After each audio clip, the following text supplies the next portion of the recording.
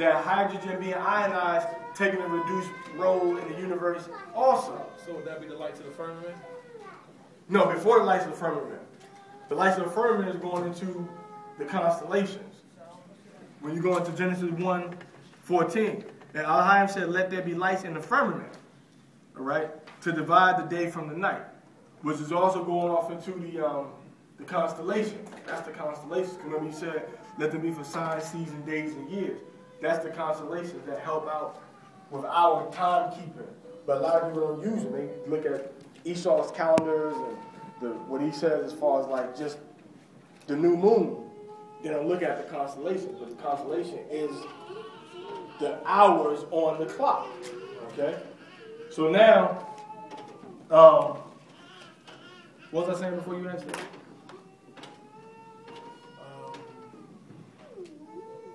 You were saying Or the lesser light. Down. Okay. Now you have the lesser. When the sun comes up, you have this like the ambiance. You have that ambiance. The whole environment brightens up, not just because of the sun, but also working with that light that he created, working with the sun. All right. But before the sun was here, that ambiance to divide the light, to make evening and morning was still existing. You with me? You with me? Okay. So now we in Genesis. We just read verse 19, right? About the evening and the morning were the first day, were the fourth day. So he began counting the days from day one when he made the light. Not the sun, not the moon, not the stars, when he made the light. So now the light that he created in Genesis, all right, Genesis chapter 1, verse 4, the light he created had to sync itself up with the greater light and the lesser light, the sun and the moon. All right, so now the greater light is linking up with the sun. Darkness was already there, so it don't got to do too much. So now the greater light, the lesser light that he had created, that first light, let there be light, that compound that makes all light, takes a diminishing role. It begins to be reduced once sunrise comes up. Everybody with me? So now this is what I'm saying now. So if he created the moon on the fourth day, you understand? And 3 days later, he had what? What did he do 3 days later after the fourth day? 3 plus 4 is what? He created 3 plus 4 is what? 7. And what did he do on the seventh day? He rested. So the Hebrew word for rest is what? Sabbath. But what? Shabbat. The Sabbath. So he rested on this. Now, did he start, when he created the moon, did he count 3 days later? Or did he count 7 days later and say, okay, this is the Sabbath now. I made the moon, so I'm going to use the moon to determine when my Sabbath is going to be. 3 days later. 3 days later. Which means he wasn't using the moon to determine his Sabbath. So Yahweh in creation did not use the moon to determine when his Sabbath was going to be. What did he use? He used 7 periods of darkness and light. The evening and the morning were the first day. The evening and the morning were the second day. The evening and the morning were the third day.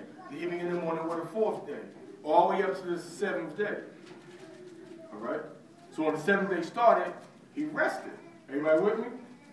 He rested on the seventh day. But there's a misunderstanding of when the Sabbath is supposed to be.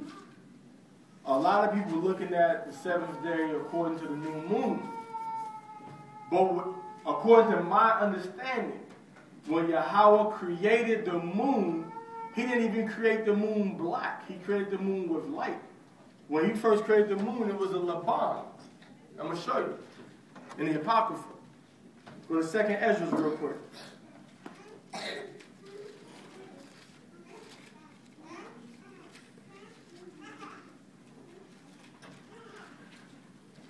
Genesis, 2nd Ezra chapter 6, verse 45. I don't think we had this in our notes last week either, so put that in your notes.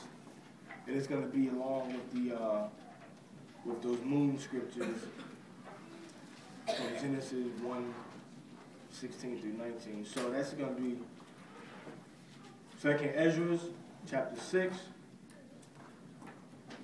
verse 45.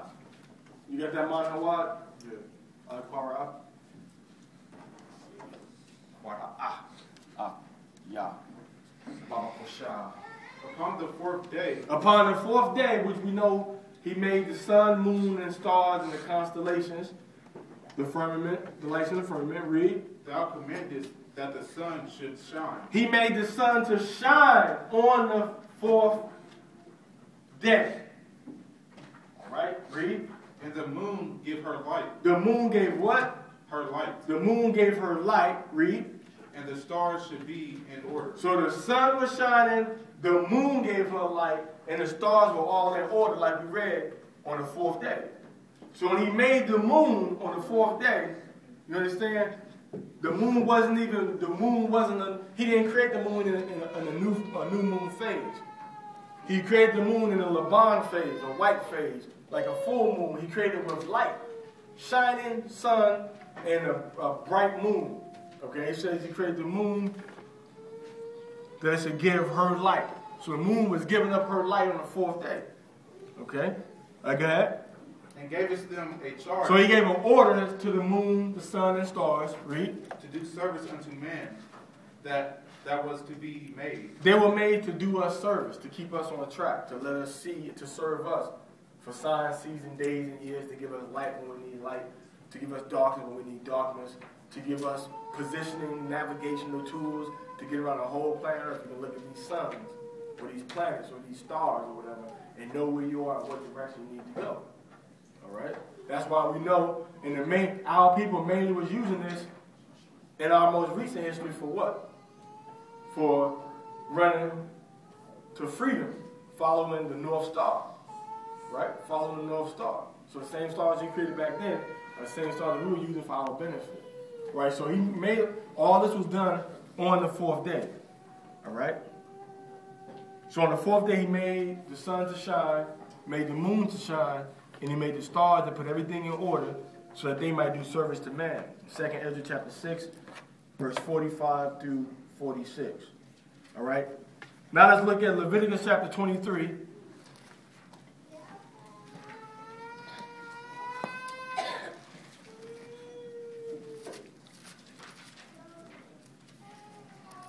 What did he cry when y'all sit down or something? What did he cry when y'all sit down? Y'all stand up.